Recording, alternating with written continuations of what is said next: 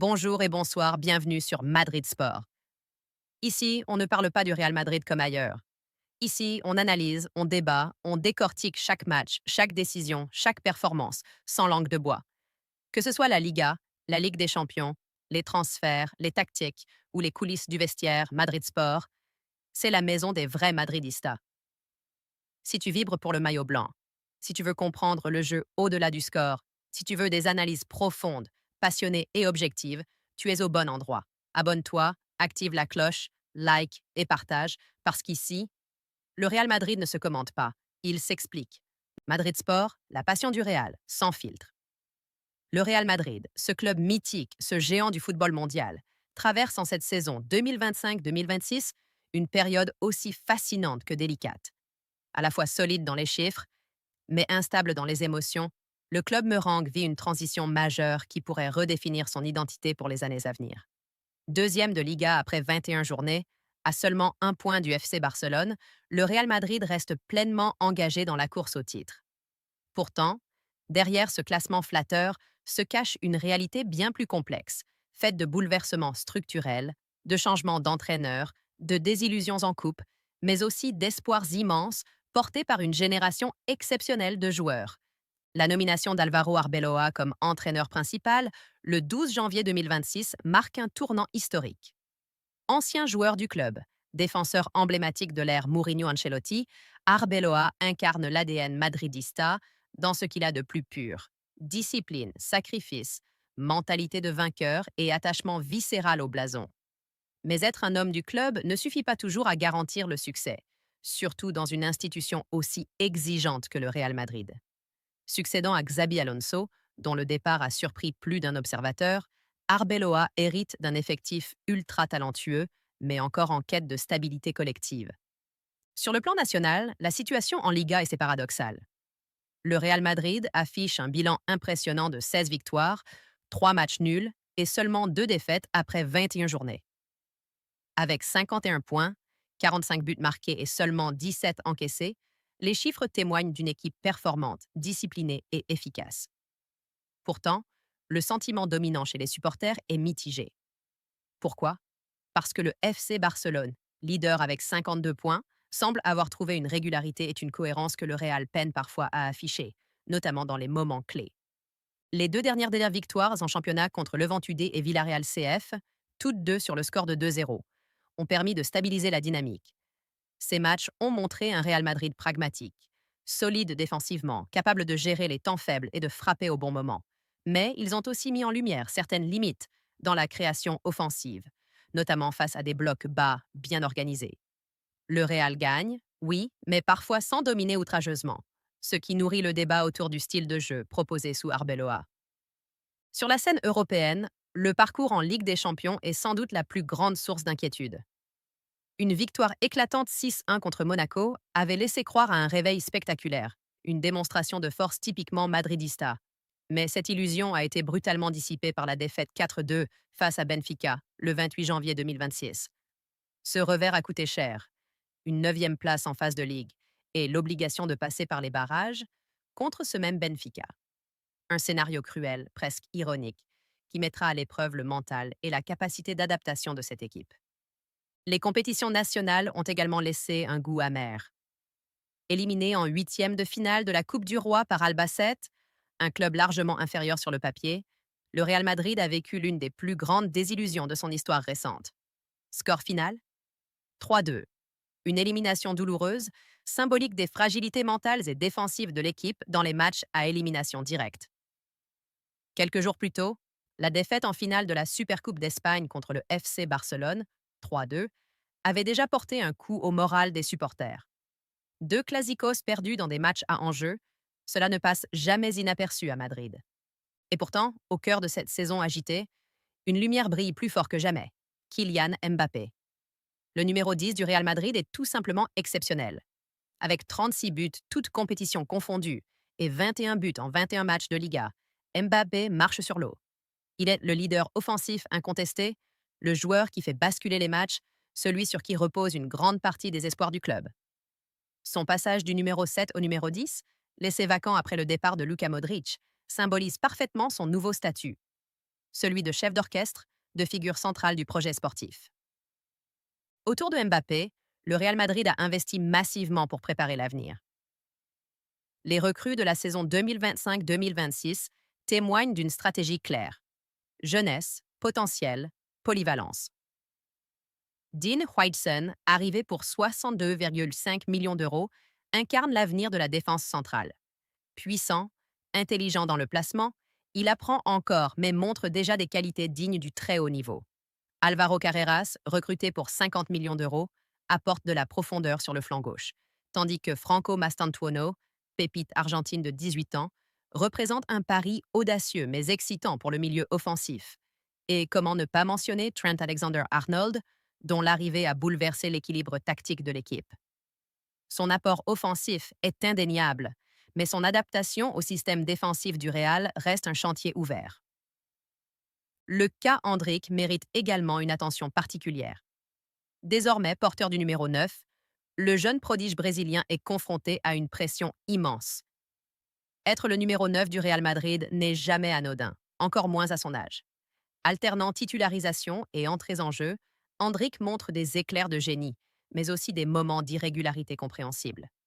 Sa relation sur le terrain avec Mbappé est encore en construction, mais elle pourrait devenir l'une des plus redoutables d'Europe si Arbeloa parvient à trouver la bonne formule. Tactiquement, le Real Madrid de 2026 est une équipe en mutation. Arbeloa oscille entre un 4-3-3 classique et un 4-2-3-1 plus flexible, cherchant à exploiter au maximum la vitesse de ses attaquants tout en sécurisant l'axe défensif. Le pressing est moins intense que sous certains prédécesseurs, mais le bloc est plus compact. Cette approche pragmatique divise les supporters. Certains y voient marque d'une maturité nécessaire, d'autres regrettent dans le panache et la domination totale qui ont longtemps fait la réputation du club. Le prochain match contre le Rayo Vallecano, prévu le dimanche 1er février 2026 à 14h au Santiago Bernabéu, apparaît comme un test important. Sur le papier, le Real Madrid est largement favori. Mais dans le contexte actuel, chaque match est une épreuve. Une victoire permettrait de mettre la pression sur le FC Barcelone, de renforcer la confiance avant les échéances européennes et de continuer à construire une dynamique positive sous Arbeloa. Un faux pas, en revanche, pourrait raviver les doutes et alimenter les critiques.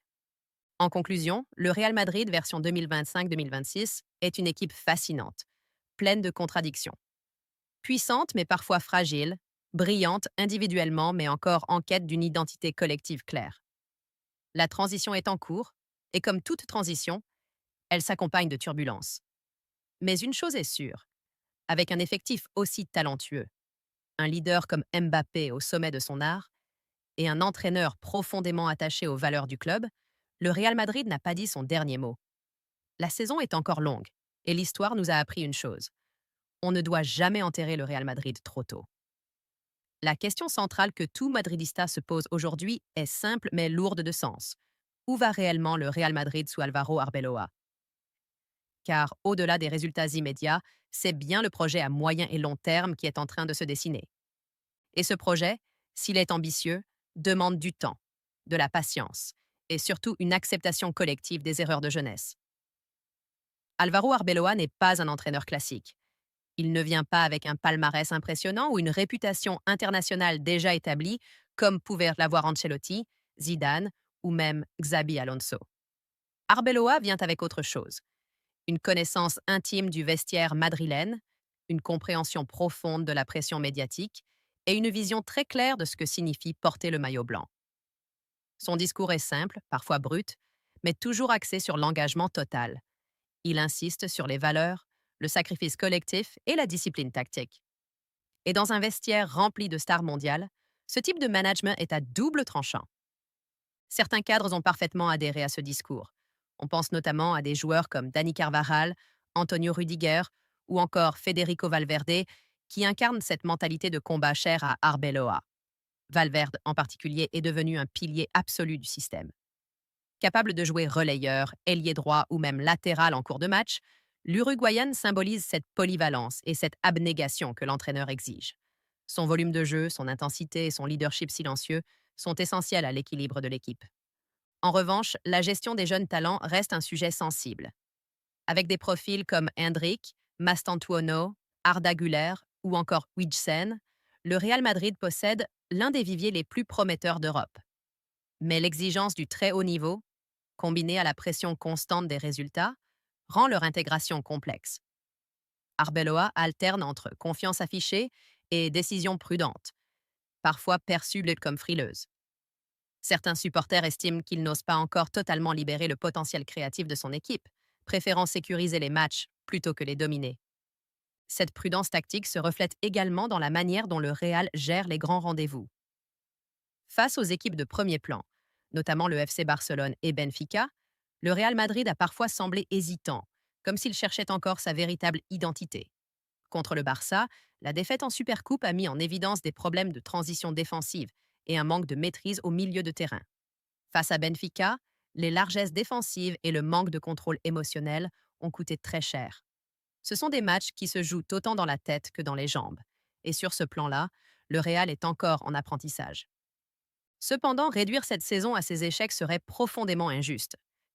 Car, malgré les coups durs, le Real Madrid reste en course sur l'essentiel, la Liga et la Ligue des Champions.